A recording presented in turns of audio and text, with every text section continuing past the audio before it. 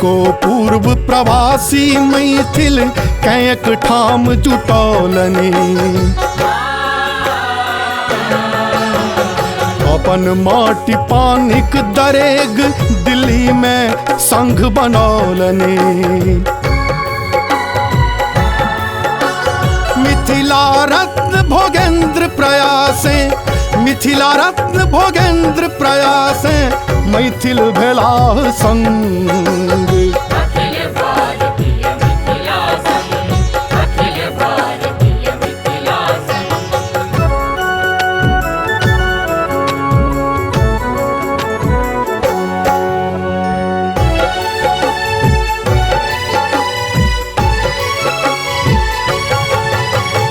संसद के झकझोरी देलक मिथिलाक बहादुर बेटा। मिथिला मैथिल मैथिलीक आवाज उठौलनि नेता।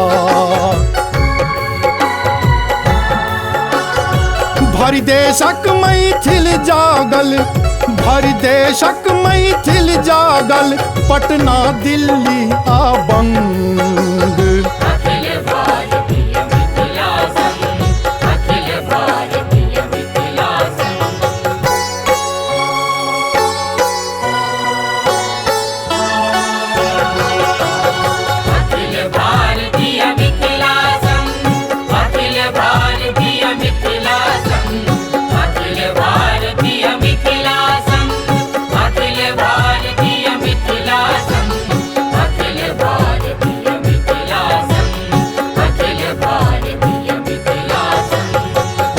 भारतीय मिथिला संघक रहलै अथक प्रयास।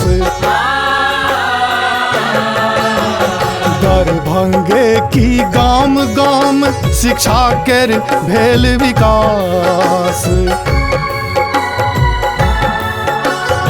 कोशी डेमक मांग एखन धरि, कोशी डेमक मांग एखन धरि चलिए रहल निसंग।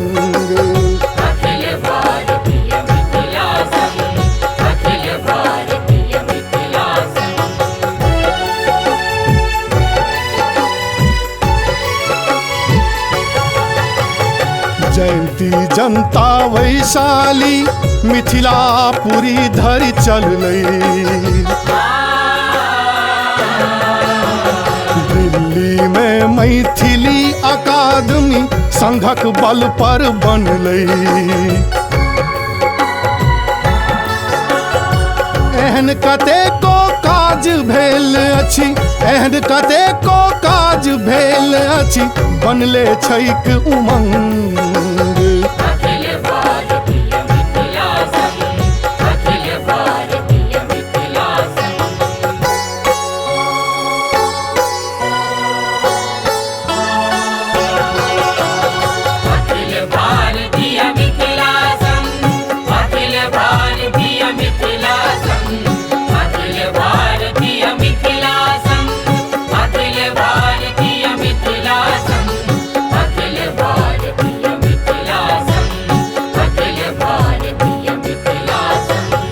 जन आंदोलन बल सो सबटा वस्तु संगोरल गेलै।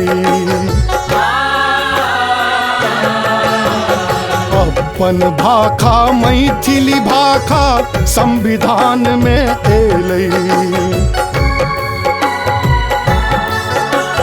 संघ सदा जीवन दानी, संघ सदा जीवन दानी, लड़िए रहलै जंग।